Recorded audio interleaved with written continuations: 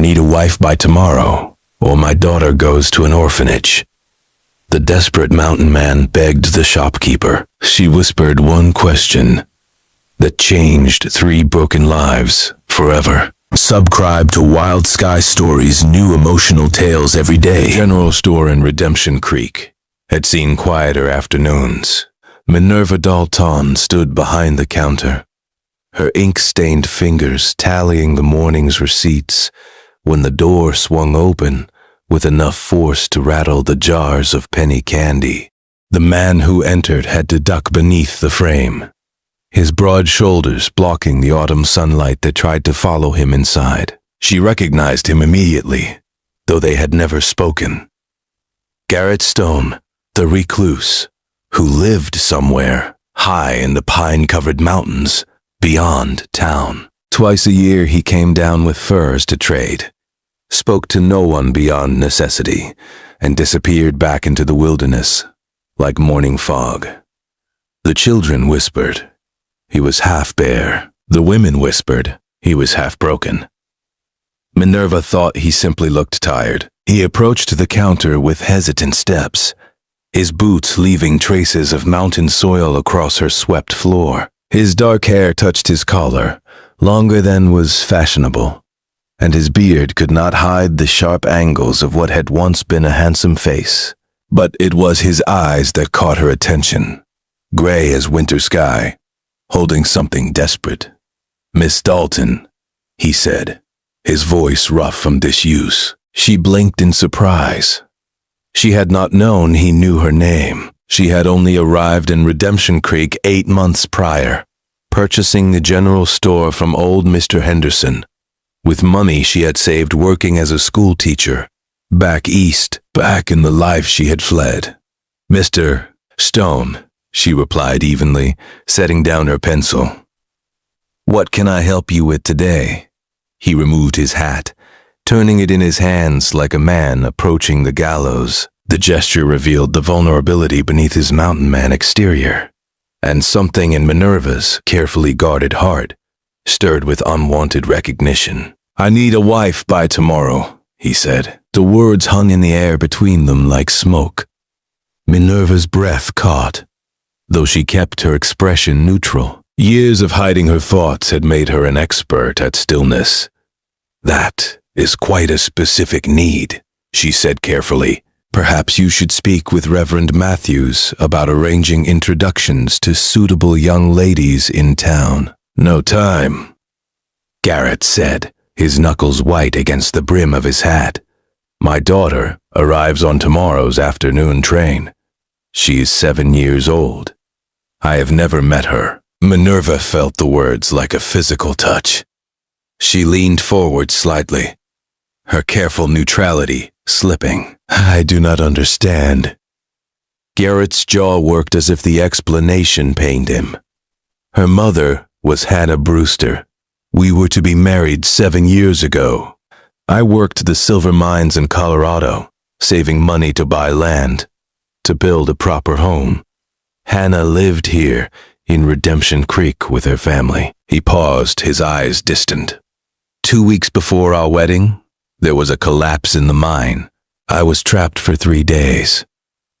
When they pulled me out, I was broken in ways that took months to heal. I wrote to Hannah from the hospital, told her I could not ask her to marry half a man, released her from our promise. "That was noble," Minerva said softly, though the word felt inadequate.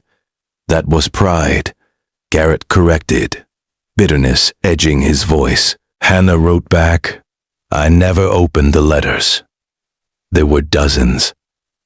I sent them all back unopened. When I finally healed enough to work again, I came here to the mountains, built a cabin, stayed away from everything that reminded me of the man I used to be." He set a worn envelope on the counter between them.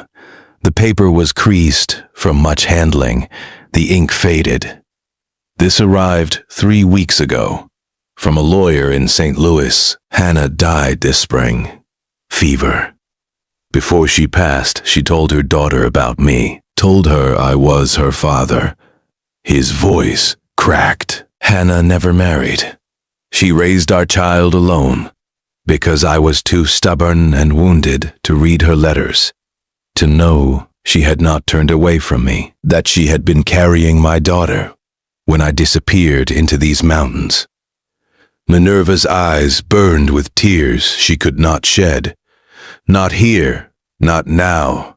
She had learned long ago that tears were a luxury she could not afford.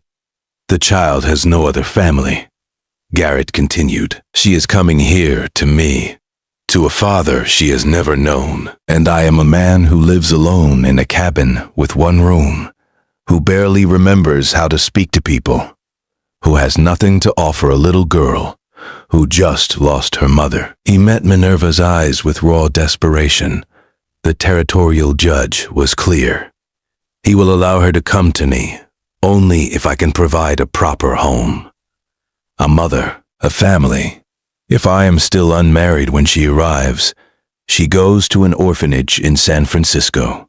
The silence that followed was broken only by the ticking of the store's clock, counting down the hours Garrett did not have. Why me? Minerva asked, and her voice barely rose above a whisper. Because you are kind, Garrett said simply. I have watched you with the children who come into the store. You slip extra candy into their bags when their parents are not looking. You never shame the families who need credit. You recommended books to young Thomas Walker until he fell in love with reading. You are patient and gentle, and my daughter needs someone patient and gentle because her whole world has just ended. He reached into his coat and pulled out a leather pouch, setting it beside the letter. The clink of coins was unmistakable. I can pay you, he said. Everything I have. You could leave in a year if you wanted. Go anywhere. Start fresh. I am not asking for a true marriage. Just the appearance of one, for her sake. Just someone to help me not fail this child I have already abandoned once. Minerva stared at the pouch, at the letter, at this broken man offering everything he had to save a daughter he had never held. Her mind raced through calculations, through possibilities, through the careful plan she had constructed for her solitary life. Then she whispered one question. What is her name? Garrett blinked as if he had not expected those to be the words she spoke. His expression softened for the first time since entering the store. Lily, he said. Hannah named her Lily Hope. Minerva felt something crack inside her chest, felt the walls she had built so carefully begin to crumble. She thought of another little girl, years ago, who had needed someone to be patient and gentle. She thought of the failure that had driven her west, the shame that followed her still in quiet moments, the reason she had chosen a life of isolation in a town where no one knew her past. I do not want your money, she heard herself say, but I have conditions. Garrett straightened, hope flickering across his weathered features. Anything. You will never lie to Lily, not to protect her, not to comfort her. Children know when adults are false, and they never forget the betrayal. Agreed. You will learn to speak to her even when it is difficult. Silence is its own kind of abandonment. His throat worked, but he nodded. Agreed. And you will forgive yourself, Minerva said, her voice dropping lower, because children can sense guilt, and she will believe herself to be its cause. Garrett's eyes glistened. I do not know if I can do that.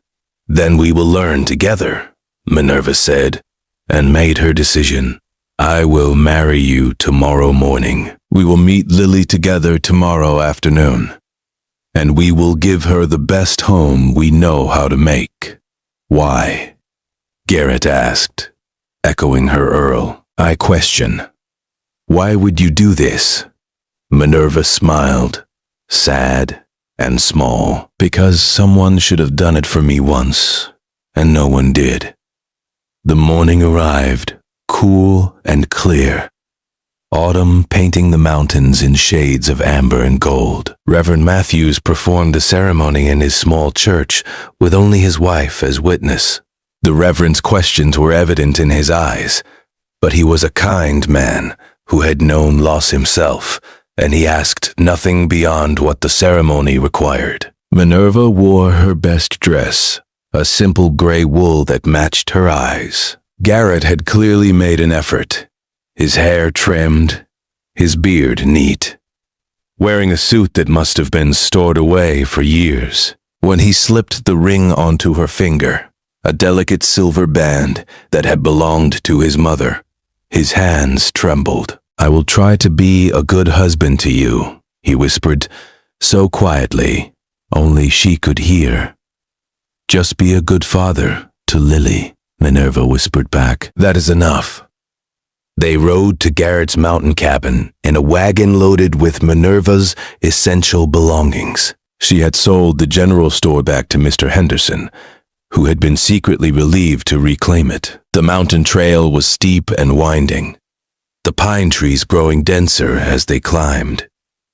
The cabin, when it came into view, was better than Minerva had expected. Garrett had spent 3 weeks preparing, he explained haltingly. He had built an addition, creating 2 bedrooms where there had been only open space. He had constructed furniture sized for a child, a small bed with posts carved in the shapes of forest creatures, a table where a little girl could draw or study. "I did not know what she would like," he said anxiously, showing Minerva the room. "I made what I hoped might please her." Minerva ran her hand over the bed frame, feeling the care in every smooth curve. "This is beautiful work. She will love it." They had only hours before they needed to return to town for the train. Minerva used the time to make the cabin into a home. She unpacked linens and hung curtains. She set out books and arranged wildflowers in jars. She baked bread so the cabin would smell of warmth and welcome. Garrett watched her work with something like wonder in his eyes. "You do not have to do all this," he said. "Yes," Minerva replied, kneading dough with practiced efficiency. "I do." The train arrived precisely at 3 o'clock, its whistle echoing across the valley. Minerva stood beside Garrett on the platform, her hand tucked into the crook of his arm, more for his reassurance than her own. She could feel the tremors running through him, the terror of a man facing the consequences of 7 years of chosen isolation. "Breathe," she murmured. "Just breathe." The passengers disembarked, a handful of travelers making their way into the small town. Then a conductor stepped down, turning to help a small figure to the platform. Lily Hope was tiny for 7, with Hannah's delicate features and Garrett's gray eyes. She wore a black mourning dress too large for her frame and carried a carpet bag nearly as big as she was. Her dark hair had been braided with ribbon, but the ribbon was coming loose, wisps escaping around her solemn face. She looked so unbearably alone that Minerva felt her heart shatter. The conductor checked a paper, then looked around. "Mr. Garrett Stone." "Here," Garrett managed, his voice strangled. The conductor led Lily toward them. The little girl's eyes moved from Garrett to Minerva and back again, holding no recognition, no warmth, only the careful blankness of a child who had learned that hope was dangerous. Minerva knew that expression. She had worn it herself once. "Miss Lily," the conductor said gently, "this is your father." Garrett dropped to one knee, bringing himself to Lil, his eye level. For a long moment he simply looked at her, drinking in every detail of the daughter he had never known existed until 3 weeks ago. "Hello, Lily," he said, his voice breaking. "I am so very sorry about your mama." Lily's lower lip trembled, but she did not cry. She said, "You lived in the mountains." "I do. I have a cabin in the pines. I built you a room there. It is not much, but who is she? Lily interrupted, looking at Minerva with those two old eyes. Minerva knelt as well, ignoring the dust on her dress. My name is Minerva. I married your father yesterday. I know this is frightening and strange, and you have every right to be uncertain. But I want you to know that you are wanted here. You are not a burden or an obligation. You are a gift we do not deserve. Something flickered in Lily's expression, the first crack in her careful armor. Mama said my father did not want us, that he sent back her letters. Garrett flinched as if struck, but he did not look away. That is true. I did send them back. I thought I was protecting your mama from having to care for someone broken. I did not know about you, but that is no excuse. I failed you both, and I will carry that shame for the rest of my life. He swallowed hard. But I am here now, and if you will let me, I would like to be your father. Not to replace your mama's memory, but to honor it by giving you the love she deserved from me all along. A tear slipped down Lily's cheek, then another. Her careful blankness crumbled, revealing the terrified, grieving child beneath. I miss her, she whispered. I know, Garrett said, his own tears falling freely now. I know you do. Lily looked at Minerva. Will you leave too? The question drove straight into the deepest wound Minerva carried. She thought of another child who had asked her a similar question years ago. A student who had trusted her, needed her. She thought of how she had failed, how her own fear and weakness had led to tragedy, how she had run rather than face what she had done. I am scared, Minerva said honestly, because people I have cared for have been hurt, and I carry blame for that. But I promise you, Lily, I will not choose to leave. I will stay and do everything I can to give you a good home. Lily studied her for a long moment, then shifted her gaze back to Garrett. Can I see the room you built? Relief washed over Garrett's face. Yes, of course. The ride up the mountain was quiet, but it was not the strained silence of strangers. Lily sat between them on the wagon bench, her small body a bridge connecting their separate islands of pain. As they climbed higher, she began to look around with cautious interest. Are there bears? She asked. Sometimes, Garrett said. But they mostly keep to themselves if you respect their space. Mama read me a story once about a girl who lived with bears. I know that story, Minerva said. Would you like me to read it to you?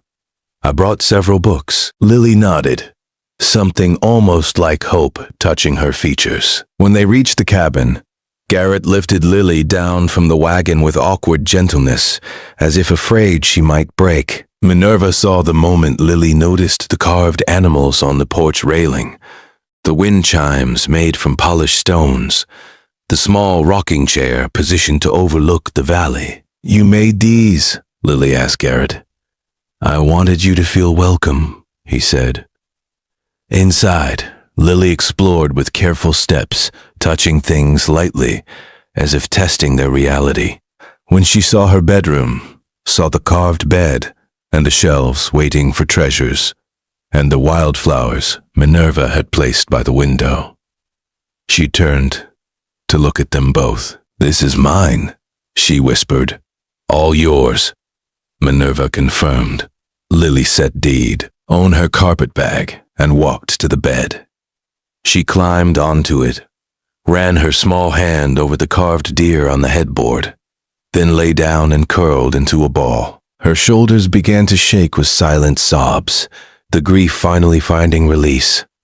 Minerva moved instinctively, sitting beside her, gathering the weeping child into her arms. Lily clung to her 7 years of childhood innocence, meeting the harsh reality of mortality.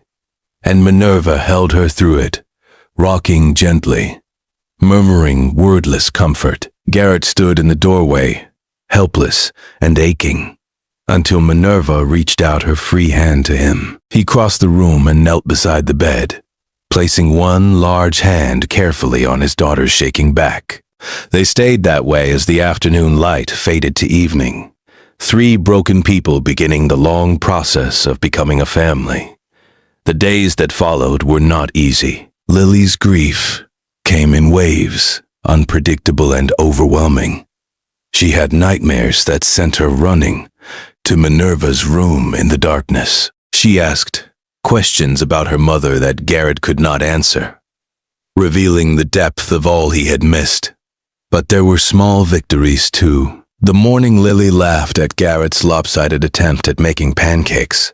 The afternoon she asked him to teach her to carve, sitting beside him on the porch with serious concentration. The evening she called Minerva Mama Minnie without thinking, then froze in horror, and Minerva had simply smiled and said, "I like that name very much." 3 months into their unexpected family, on a cold December evening, with snow falling soft outside, Lily was finally asleep after Minerva had read her 3 stories.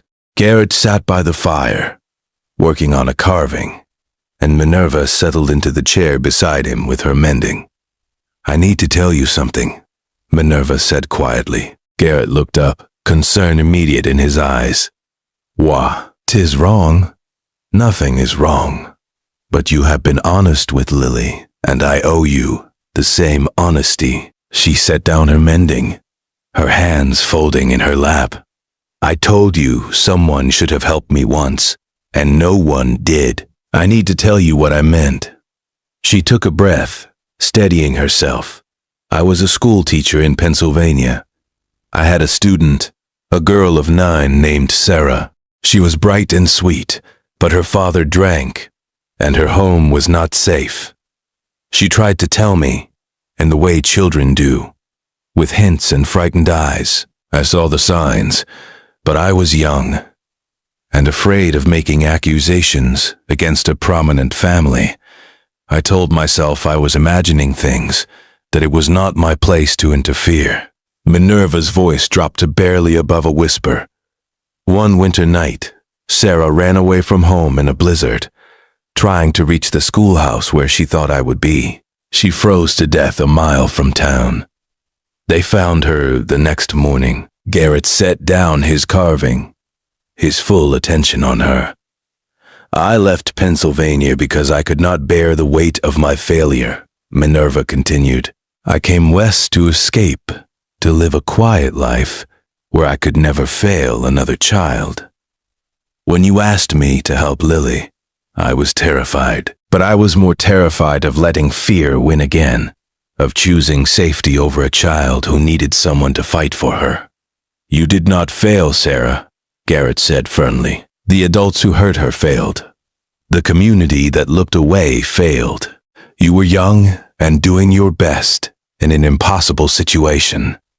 "I tell myself that," Minerva said, tears finally falling, "but I still see her face. I still wonder if I had been braver, stronger, if she might have lived." Garrett moved from his chair to kneel before her, taking her hands in his. "Then we are both haunted by the same ghost, the ghost of who we might have been if we had chosen differently. But Minerva, we cannot change the past. We can only choose differently now.